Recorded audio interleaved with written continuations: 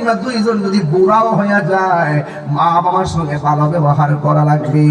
এমন ভাবে ব্যবহার করবা না যে মা বাবা উফ শব্দটা উচ্চারণ করবে। এ পুত্রে করলে কি, এই কথা যেন মা বাবা বলতে না পারে।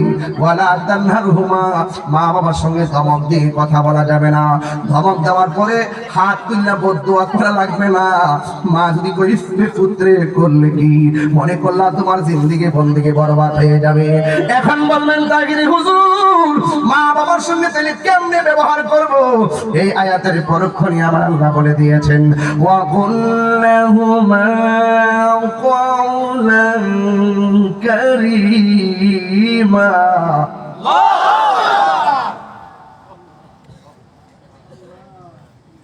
وَقُلْ لَهُمَا قَوْلًا كَرِيمًا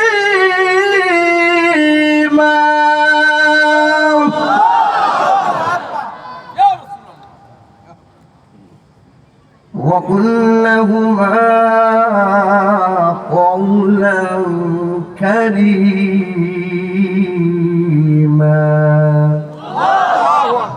আল্লাহ কয় মা বাপের সঙ্গে সম্মানজনক ব্যবহার করো।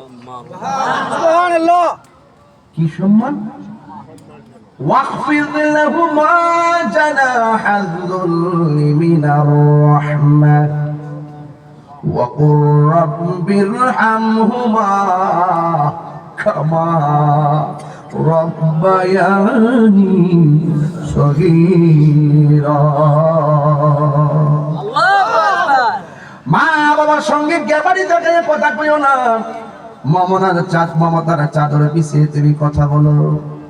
ওয়াকুর রাব্বিরহামহুমা কামা রাব্বায়ানি সগীরা। এই দোয়া আমরা সব সময় করি, কিন্তু অনেক অর্থ জানি না। এই দোয়ার অর্থটা কি জানেননি?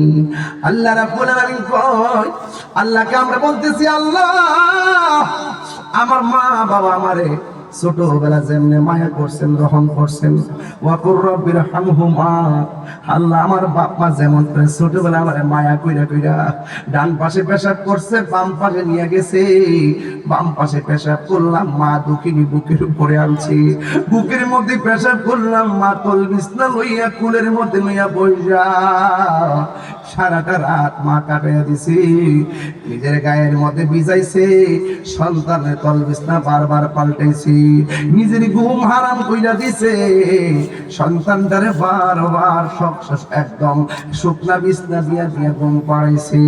আল্লাহরে বলতেছি, আল্লাহ আমার মা বাবা